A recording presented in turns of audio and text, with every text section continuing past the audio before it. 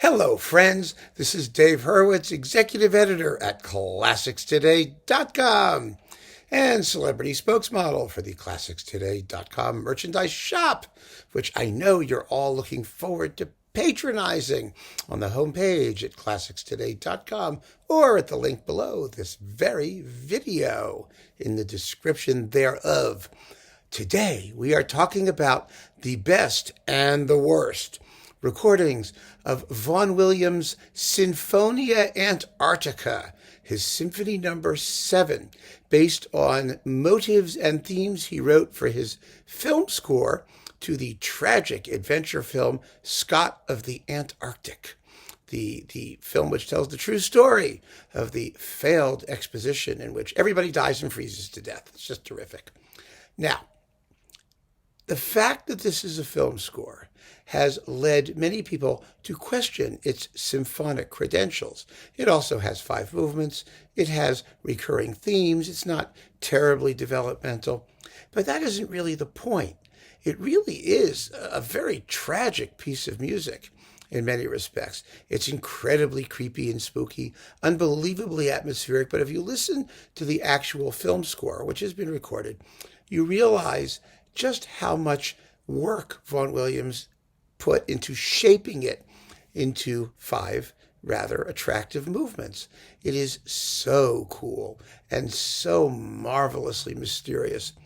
All of Vaughan Williams' nature music has behind it this sense of massive power. And the more quiet it is, the more powerful it sounds. This is true of the Pastoral Symphony, and it's true of his feeling for nature generally, this mysterious, vast, almost impersonal quality that he gives to a lot of his music depicting the natural world, largely because it is unpeopled. And unpeopled music, we've had this talk before when we were discussing what makes music spiritual or alien or outer spacey. It's the denial of vocal qualities. And that's what Vaughan Williams does sometimes. And he does it quite a bit here because he's dealing with a very inhospitable environment. It's just a wonderful piece. I remember the first time I heard it on the radio. It was on the radio. I didn't know what it was. I didn't know who wrote it. And I was just blown away. Absolutely blown away. I was like, what is this? It sounds like nothing I've ever heard before. And in keeping with a lot of his later music, Vaughan Williams became fascinated with interesting instrumental timbres, with the use of percussion, with the use of new combinations, novel combinations, and unusual instruments.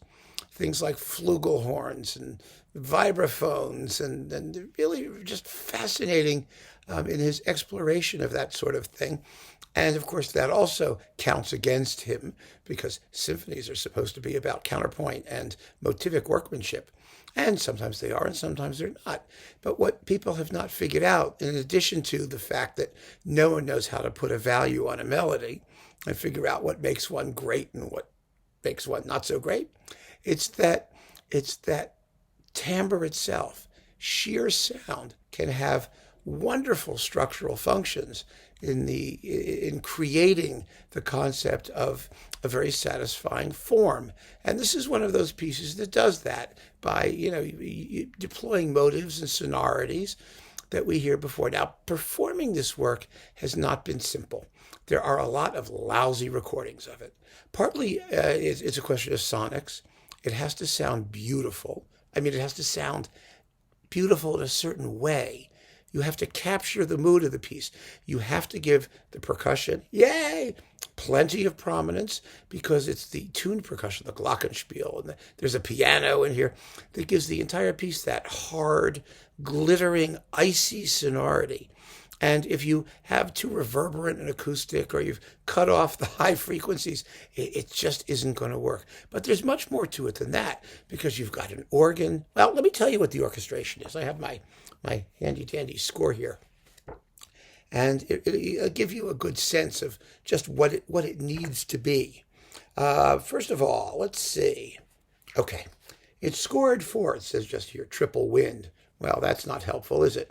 It's 3 flutes, one of which alternates on piccolo, Let's see, two oboes, English horn, two clarinets and a bass clarinet, two bassoons and a contrabassoon. And then you got four horns, three trumpets, three trombones, tuba, timpani, and the cool percussion section, triangle, cymbals, snare drum, tenor drum, bass drum, gong, which is a tam-tam, like that. Not a real gong. Bells, that's tubular bells, glockenspiel, xylophone, vibraphone, a wind machine, which has a lot of solo work to do, celesta, harp, piano, organ, a soprano solo, a small chorus of women's voices, and strings. And the choir does not sing words, they moan. They represent the moaning of the wind, backed by the wind machine. It's extremely evocative and creepy. Ooh, baby. And so to capture all of that and record it well is difficult enough. But so many recordings just have a total lack of feeling for the piece's atmosphere, for the timbres that make it what it is. And we're going to talk about those first, the sucky ones first. But I'll give you a sample of what I mean, a little bit of the first movement, a little bit from the first movement, first of all. Just that sense of that hard, cold sonority that this piece has to have to make the impression that it does. And it's not because you're representing like the Antarctic. It's because that's what the music is. It's essential to the music's message, to that feeling of hostility and threat and danger. We'll get to danger in a minute. Here's a little bit of it.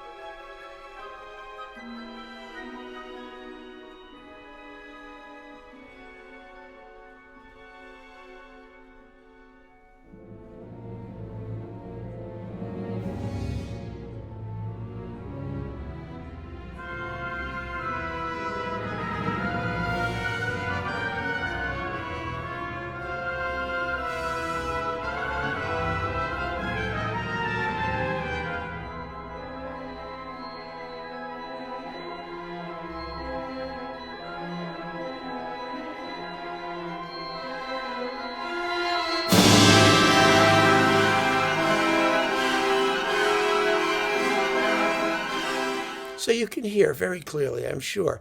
It's just a question of being able to hear all of the wonderful instrumental timbres that Vaughan Williams is working with. There is a motive, actually, in this piece that returns in various movements, and it represents danger. And it's very dangerous sounding. Here it is.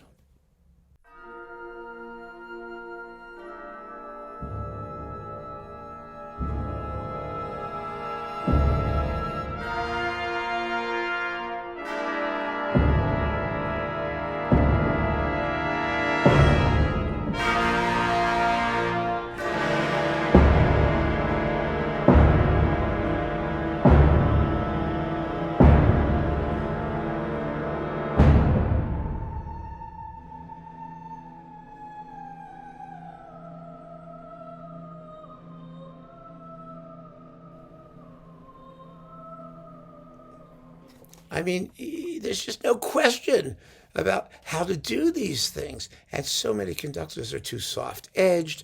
They're not dangerous.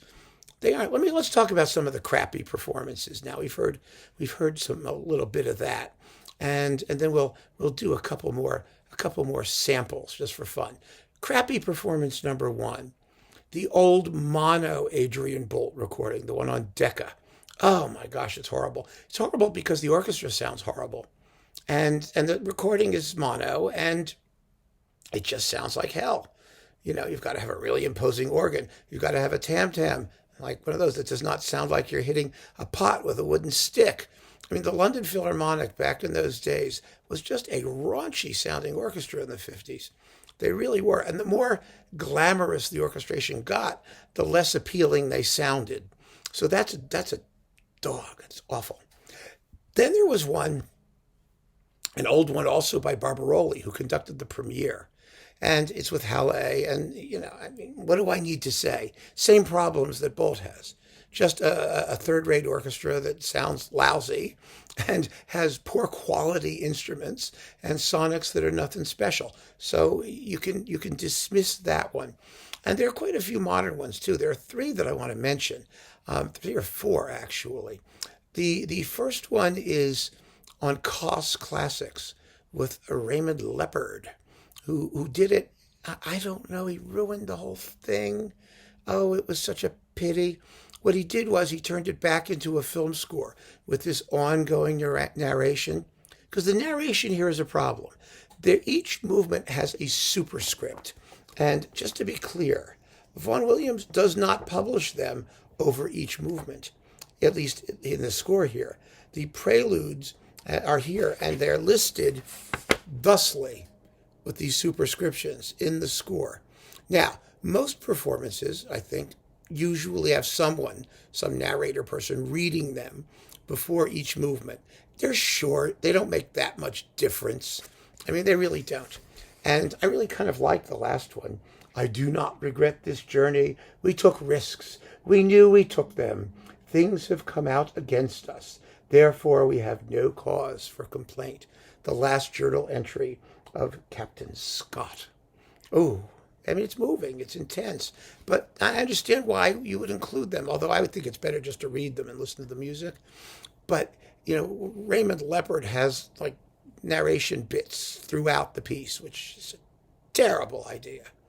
Absolutely terrible. If you want to go hear the film score with the movie, go watch the movie. If you want to hear the symphony, watch the symphony. So that's one of the bow wow performances. It's just awful. Another one that really isn't very good, and that really surprised me because it's not very good, was this one. Andrew Davis. Andrew Davis with the BBC Symphony. Now, this is a mostly very good Vaughan Williams symphony cycle. It really is. But the Antarctica just goes wrong. It's another performance. It's very small scaled. It sounds very underwhelming. There's no heroism or triumph at the end of the first movement.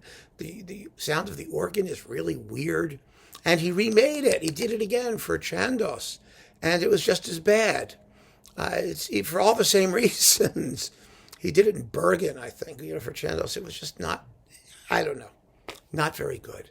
Not very good at all. And I was surprised because he's a very good Vaughan Williams guy. But he just didn't have the character that the music demands. And that was really a pity. But probably the all-time most awful performance, and those of you who know my feeling about Vaughan Williams symphonies generally will know this one. Hi, Tink. Oh, God. I mean, it's just the most awful Vaughan Williams symphony cycle ever. It is so slow and droopy and dull and completely lacking in color. Everything is, it just doesn't have, glitter. It doesn't have that hardness, that shiver that the music has to have. He takes it so seriously. And it's serious music. I mean, it's tragic music, like I said. But that doesn't mean it's static. It's just the opposite of static. It's got to move. And the finale is particularly tricky. It's the weakest movement of the symphony, and the piece is going to end in, death and destruction, basically, and in nothing but the persistence of cold, moaning women and wind machines whooshing around. And you got to get there. And this doesn't get there. Gosh, it's awful. It's so awful. Everything about it's awful. The sonics, the interpretation, it's just a disgrace. Yes, a disgrace. So, those are the really crappy ones. Then there are some that, sort of so-so ones. A couple so-so ones. And, they're just so-so. One of them is this guy, Bryden Thompson on Chandos. This is a very on-again, off-again Vaughan Williams cycle.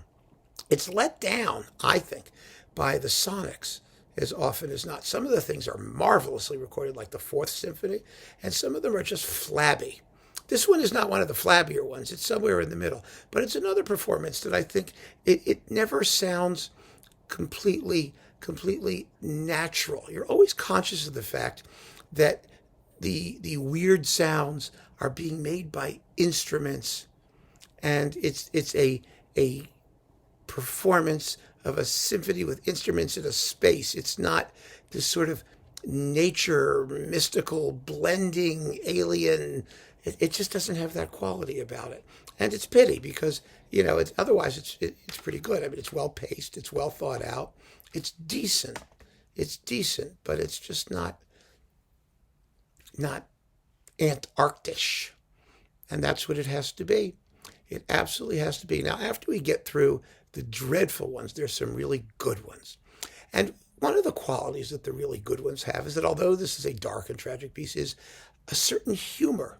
In the second movement, the scherzo is actually very amusing because it features a musical portrait of penguins. Penguins, they waddle around like penguins. And it is absolutely the best musical depiction of a penguin that you've ever heard in your life. Here is a good one. It's really fun. Listen to this.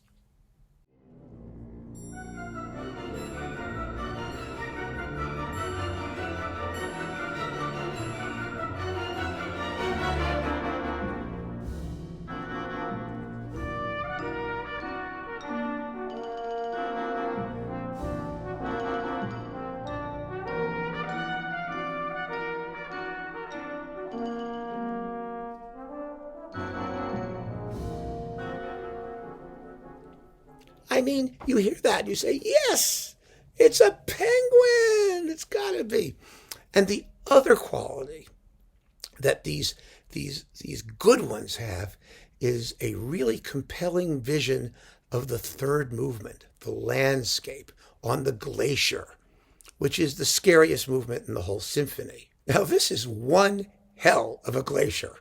I mean, it is the most amazingly alien landscape, one of the most anyway, that has ever been depicted in music. It's extraordinary, absolutely extraordinary. It begins with just wind and desolation and a lonely horn solo. And then there's the sort of the ice music, the glockenspiel, the glittery sort of ice music. And then we have the solo tam-tam whacks, which are marked triple forte, although no one ever plays them that way. It's okay, as long as they have that spread, that ominous sound that you have to get. And then you get the most amazing melody, which shows up first pianissimo. Let me show you what it looks like. You don't have to read music or anything. I just want to make a point here. Here it is. Here it is, this page here, where my finger is doing this. See that where it says lento? Look at that. This huge, huge page of music, all those lines of music. See all those people playing, but it's pianissimo. It's completely pianissimo, but it's the entire orchestra playing. One of the ways that Vaughan Williams achieves that sound of massive, disturbing power, that threatening power, is by allowing the full orchestra to play, but at a low volume. And here, where it's just a very measured tread, it's a theme, and it's a canon, actually, a theme that follows itself. And it's all marked pianissimo, and everybody's playing, including the bass of the piano and the organ pedals, and the sonority is just unbelievable. And I want you to hear it. I want you to hear this passage because it's one of the most amazing things in all of music, and it just freaked me out the first time I heard it because it's a totally new sound. You don't want to hear individual instruments doing it. It's a thing.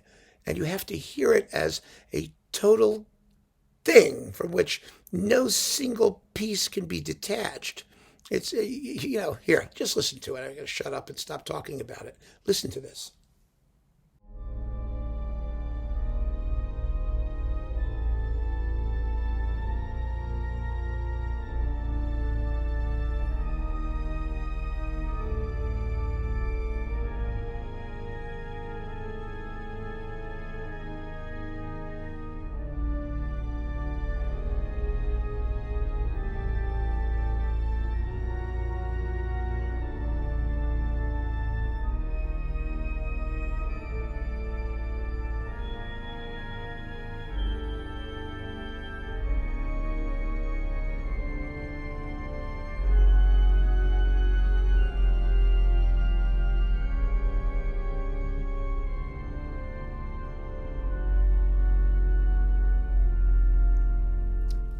Isn't that incredible?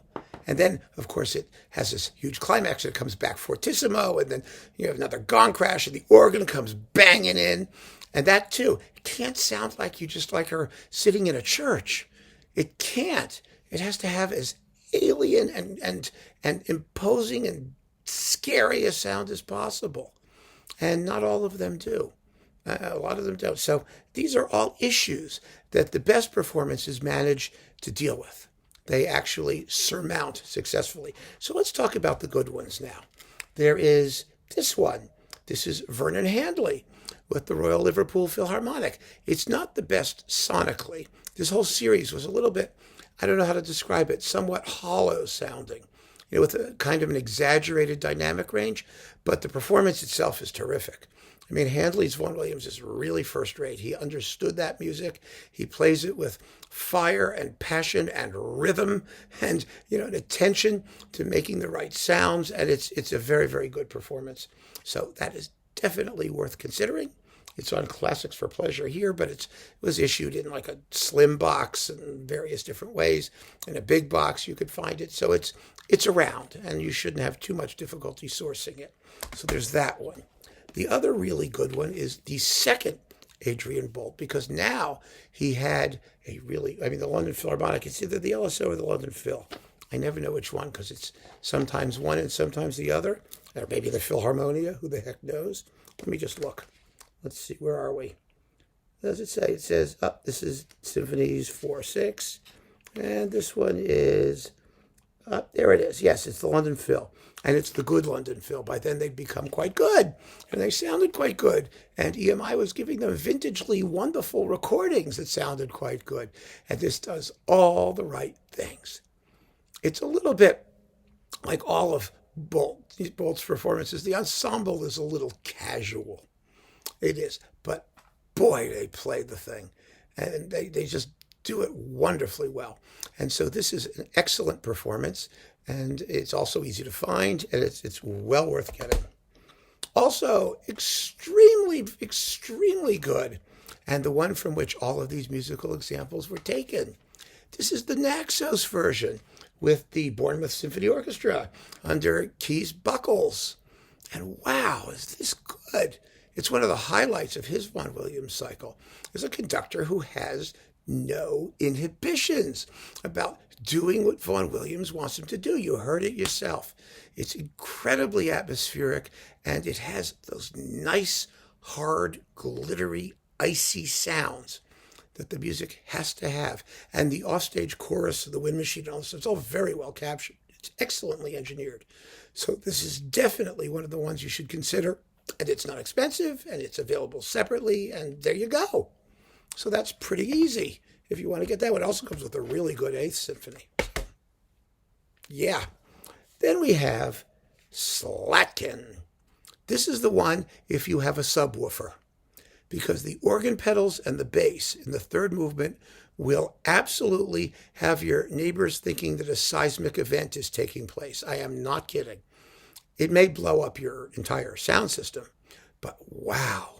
Boy, is it powerful. And it's another performance where Slatkin's great at this kind of stuff too.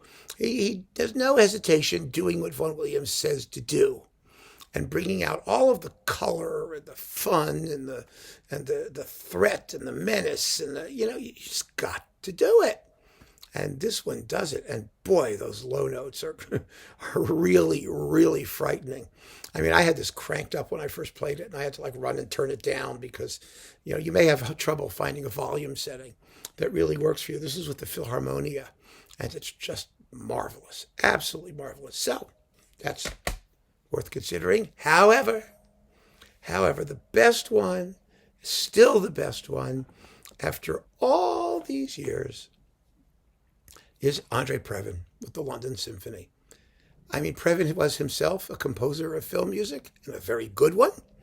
And I think something just clicked with this performance. You do have, I think it's Ralph Richardson or someone like that, reading the superscripts. The best one, actually, in dealing with the subtitles that has them is this one, is the Naxos, because it has them, but they're all at the end. So if you want to program them in, you can program them in. You want to hear someone talk, you could hear someone talk. You don't want to hear someone talk, you could just play the symphony through, which is wonderful. But, here you hear them, and that's okay, because it's just dazzlingly well played, extremely well recorded, with a really scary sounding organ. I don't know what they did or how they did it, but it really, really works. It doesn't sound like a tubby Anglican church organ on a typical Sunday morning. It sounds frightening. And Previn really gets that, and he gets it while at the same time keeping everything moving really smartly ahead. It's a fantastic performance, and it remains my favorite of them all. I think it's really an outstanding achievement.